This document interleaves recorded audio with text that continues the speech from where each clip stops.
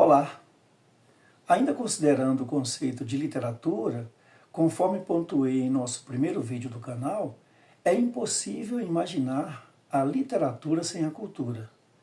Digna-se considerar que a humanidade, ao longo dos tempos, cria, aperfeiçoa e desenvolve objetos, conhecimentos e comportamentos sociais que são transmitidos a outras gerações, e tudo isso constitui o que chamamos de cultura.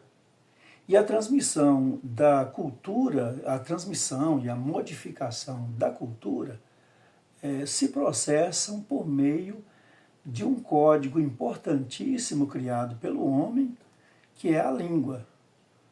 E a língua se concretiza através da fala.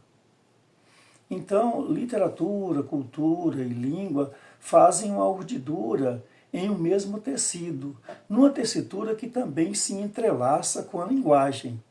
E concebendo-se a linguagem como um conjunto de sinais que são empregados na comunicação, nessa tessitura se produz a cultura. Desta arte, podemos depreender que há uma relação de interação constante entre literatura e cultura. E a cultura se traduz principalmente na forma de literatura, a arte da palavra escrita, a arte cuja essência é a palavra. Sendo considerada a máxima expressão da cultura de um povo, é por meio da língua e da linguagem que ela, a literatura, realiza-se. Assim como o canto dos galos tece as manhãs, no dizer de João Cabral de Melo Neto, a linguagem, a cultura e a literatura se entrelaçam, tecendo ao longo das eras as manifestações de um povo, estabelecendo as interações das pessoas com o contexto e viabilizando as formas que as comunidades encontram para expressar suas identidades.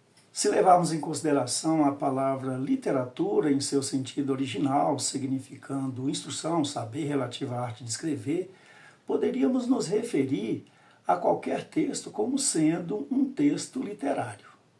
Mas há profundas diferenças entre um poema, entre um conto ou um romance, quando comparados com outros textos, como, por exemplo, um ensaio sobre fisiologia humana, uma notícia de jornal, um discurso político ou um livro sobre saúde da mulher.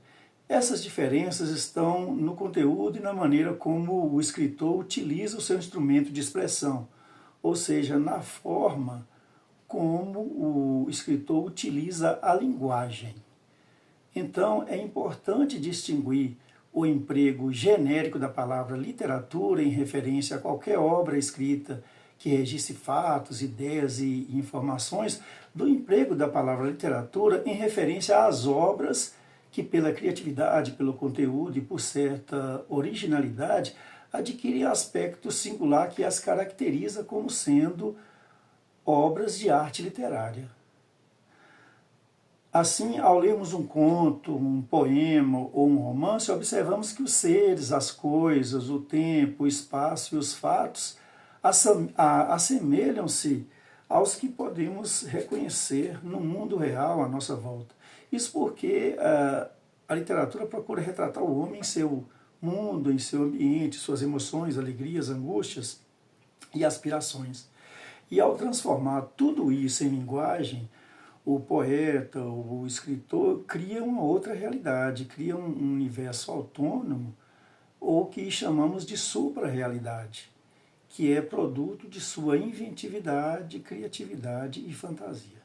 E desta maneira, a linguagem literária caracteriza-se por um considerável distanciamento da linguagem científica, porque a linguagem literária é plurissignificativa, é carregada de figuras de linguagem com elevada carga semântica, e isso contrasta com sentidos precisos e objetivos característicos da linguagem científica.